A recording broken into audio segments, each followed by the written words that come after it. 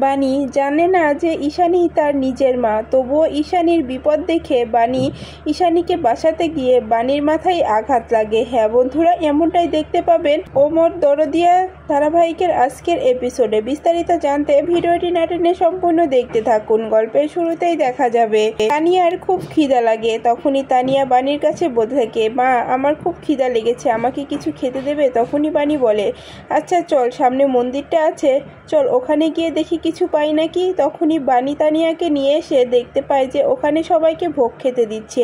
তখনই বানি বলে, চিন্তা করিস না তানিয়া, ওই ভোগ খেয়ে আমাদের এখন পেট ভরে যাবে। তখনই সেখানে গিয়েই দেখতে পায় ঈশানীকে। ঈশানীকে দেখে বানি তাকিয়ে থাকে, এদিকে ঈশানীও বানির দিকে তাকিয়ে থাকে, কিন্তু ওরা কেউ কাউকে আগে কখনো দেখেনি বা চেনেও না, কিন্তু রক্তের একটা টান আছে, তো সে ক্ষেত্রেই ওরা ওদের উপরে তাকিয়ে থাকে। এরপরে ঈশানী বানির কাছে এসে বলে যে, তুমি কিছু খাবে মা? তখনই বানি বলে, হ্যাঁ আমরা গ্রাম থেকে এসেছি, মেয়েটার খুব খিদা লেগেছে, তাই মেয়েকে খাওয়াতে নিয়ে আসলাম। তখনই বানি বলে, চিন্তা করো না, আমি সব কিছুর ব্যবস্থা করে দিচ্ছি। এরপরে ঈশানী বানি আর তার মেয়ে তানিয়ার খাবার রেডি করে দেয়। এ সময় বানি আর পাশে তাকিয়ে দেখে গুন্ডাগুলো ঈশানীকে তাক করে আছে। তখনই বানি ভাবে যে তাহলে ইনাকেই হয়তো ওনারা কিছু করতে আসছে। এদিকে বান্টি সব কিছু করেছে সেটা কেউই বোঝে না।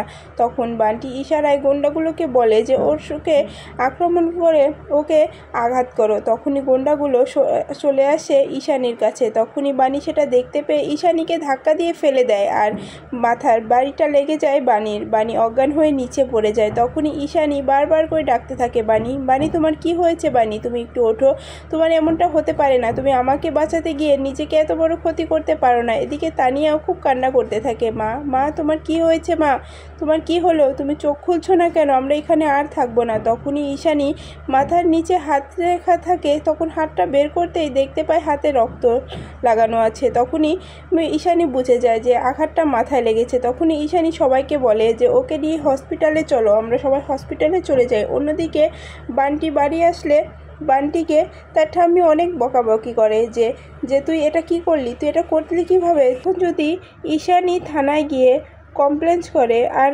গুন্ডাগুলোকে যদি পুলিশ ধরে ফেলে, তাহলে যদি তোর নাম বলে দেয় তাহলে আমিও ফেসে যাব, তখন কি করবি বান্টি? তখনই বান্টি বলে, তুমি আছো না ঠাম্মি, আমার কিচ্ছু হবে না, তুমি থাকতে আমার কিচ্ছু হবে না, আর আমার কিছু হলে তুমিও বাঁচতে পারবে না। এই বলে বান্টি ওখান থেকে চলে যায়। এরপরে অন্যদিকে দেখা যায় যে বানি জ্ঞান ফেরে। তখনই তানিয়া বানির কাছে এসে কান্না করতে করতে বলতে থাকে, মা মা তোমার কি হয়েছে? মা তুমি এরকম করে শুয়ে আছো কেন? চলো আমরা এখানে আর থাকবো না, আমরা আমাদের গ্রামে ফিরে যাব। এখানে সবাই খারাপ, যখন থেকে এসেছি তখন থেকেই একটা না একটা বিপদ হতেই থেকেছে। মা আমরা এখানে আর থাকবো না। ওই দিন ফুল তুলতে গিয়েছি, তবুও ওই মহিলাটি আমাকে মারার জন্য ধাওয়া করেছে, এরপরে গাড়ি চাপাও দিতে গিয়েছে, এরপরে অনেকেই তোমাকে ডিস্টার্বও করেছে, এজন্য আমরা এখানে থাকবো না। আসলে মা এখানকার লোকেরা অনেক খারাপ, আমরা শহরে থাকতে চাই না, আমরা চলে যাব। তখনই বানি বলে, হ্যাঁ মা আমরা চলে যাব, আমরা এখানে থাকবো না। এরপরে অন্যদিকে দেখা যায় অনিরুদ্ধ সেই ছোটবেলার রকেটটি হাতে নিয়ে এসে ভাবতে থাকে যে আমি এই রকেটটি কবে ওই মেয়েটাকে ফিরিয়ে দিতে পারবো, আবার বানির সঙ্গে আমি সব কিছু মিটকট করতে পারবো কবে, আমি কিচ্ছু বুঝতে পারছি না। বানি শুধু আমাকে ভুল বুঝেই যাচ্ছে, আমি বানিকে এতটাই বোঝাতে চেষ্টা করছি, কিন্তু বানি আমাকে বুঝতেই চাচ্ছে না। আমি কি করব? আমি কিচ্ছু বুঝতে পারছি না, কেন বানি আমাকে তার কথা বলার জন্য সুযোগ দিচ্ছে না।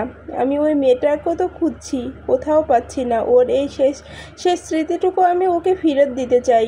এরপরে অন্যদিকে দেখা যায় বানির কাছে পুলিশ আসে আর বলে, তুমি এখন এই শহর থেকে কোথাও যেতে পারবে না, কারণ একমাত্র এই কেছে তোমাকেই লাগবে, তুমিই সাক্ষী, তুমি কি প্রমাণ দিতে পারবে? আর তুমি যদি ওই গুন্ডাগুলোকে দেখো তাহলে কি তুমি চিনতে পারবে? তখনই বানি বলে, হ্যাঁ আমি চিনতে পারবো, কারণ আমি তাদেরকে দেখেছি। তখনই পুলিশ অফিসার বলে, চিন্তা করো না, আমরা গুন্ডাগুলোকে ধরে ফেলবো, তুমি এখানে থাকো, যতদিন ওই গুন্ডাগুলো ধরা না পড়ে ততদিন এখানে থাকো, তোমাকে আমাদের দরকার হবে। তখনই বানি বলে, আমি এখানে একজনকে খোঁজার জন্য এসেছিলাম, কিন্তু আমার তো এখানে থাকার কোনো জায়গা নেই, তাহলে আমি কোথায় থাকবো? এরপরে অন্যদিকে দেখা যায় বৃদ্ধ কুয়াশার কাছে গিয়ে তার পায়ে ধরে বলতে থাকে, কুয়াশা তুমি আমার সঙ্গে এমন করো না, তোমাকে ছাড়া আমি থাকতে পারবো না। ওই ওই ওই মহিলাটা সব কিছু মিথ্যে কথা বলেছে, দেখো ওই মেয়েটাও আমার না, তুমি ভুল বুঝছো আমাকে কুয়াশা। তখনই দেখা যায় কুয়াশা, তুমি আমাকে ঠকিয়েছো, তুমি বলেছিলে যে তুমি আমাকেই শুধু ভালোবাসো আর তোমার জীবনের প্রথম নারী আমি, তুমি আমাকে কি করে ঠকাতে পারলে? আমার মা তোমাকে সব কিছু দিয়েছে, বিলাসিত জীবন দিয়েছে, বাড়ি দিয়েছে, 2টা ফোন দিয়েছে, তোমাকে গাড়িও দিয়েছে, তারপরে তুমি আমার সঙ্গে এই বেমানিটা কি করে করতে পারলে? আমি তোমাকে কখনো ক্ষমা করতে পারবো না বিদ্যুৎ। তখনই বিদ্যুৎ বলে, তুমি এটা আমার সঙ্গে করতে পারো না কুয়াশা, দেখো আমি তোমাকে ভালোবাসি, সত্যি ভালোবাসি, তোমার জন্য সব কিছু করতে পারবো। তখনই কুয়াশা বলে, তাহলে ওই মেয়ে আর বাচ্চাকে তোমার আর আমার জীবনে যেন আর কখনো না আসে, এই শহরে যেন কখনো না আসে, তাদেরকে এখান থেকে সরিয়ে ফেলো। এরপরে বিদ্যুৎ বলে, তুমি যা বলবে কুয়াশা, আমি সেটাই করব। এরপরে অন্যদিকে দেখা যায় বাণী গ্রামে ফিরে যেতে চাইলে তখনই ঈশানী বলে ওঠে, না মা, তোমার যদি কোনো সমস্যা না থাকে তাহলে তুমি আর তোমার মেয়ে আমার বাড়িতে যেতে পারো, সেখানে তোমার কোনো সমস্যা হবে না। তখনই দেখা যায় মৌলি বলে ওঠে, মা তুমি কি বলতে চাচ্ছ?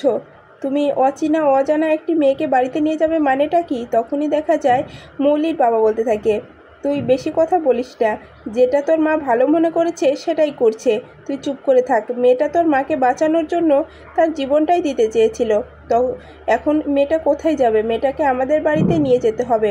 তখনই দেখা যায় মৌলি বাণীকে জিজ্ঞাসা করে, আচ্ছা তুমি এখানে কিসের জন্য এসেছো? তখনই বাণীর মনে পড়ে যায় যে তার স্বামী বিদ্যুৎ তাকে বলেছে যে তার পরিচয় যেন কখনো এই শহরে কাউকে না দেয়।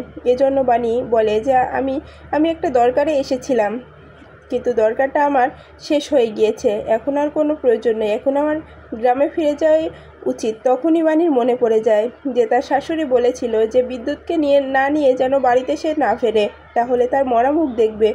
এখন বাণী কি করবে? তখনই দেখা যায় মৌলির বাবা বলতে থাকে, তুমি চিন্তা করো না, যে তোমাকে নিয়ে যেতে চেয়েছে তার সঙ্গে তুমি তার বাড়িতেই চলো, সে তোমার সব খেয়াল রাখবে, তোমার মেয়ের খেয়ালও রাখবে, তোমার কোনো সমস্যাই হবে না। তখনই বাণী রাজি হয়ে যায়। তখন বাণী আর তানিয়াকে নিয়ে ঈশানী তাদের বাড়িতে চলে আসে, আর বাড়িটা দেখে বাণী চমকে যায়, এত বড় বাড়িতে আর সে কিভাবে থাকবে? তখন তানিয়া বলে, মা এ বাড়িতে আমরা কি করে থাকবো? আমরা তো আগে কখনো এরকম বাড়ি দেখিনি চোখে, এ বাড়িতে থাকতে পারবো কি মা? হ্যাঁ বন্ধুরা, এই ছিল আজকের আপডেট। ভিডিওটি কেমন লাগলো কমেন্টস করে জানাতে ভুলবেন না। পরবর্তী আপডেট পেতে চাইলে চ্যানেলটি সাবস্ক্রাইব করে পাশে থাকা বেল বাটনটি অন করে রাখুন। ধন্যবাদ।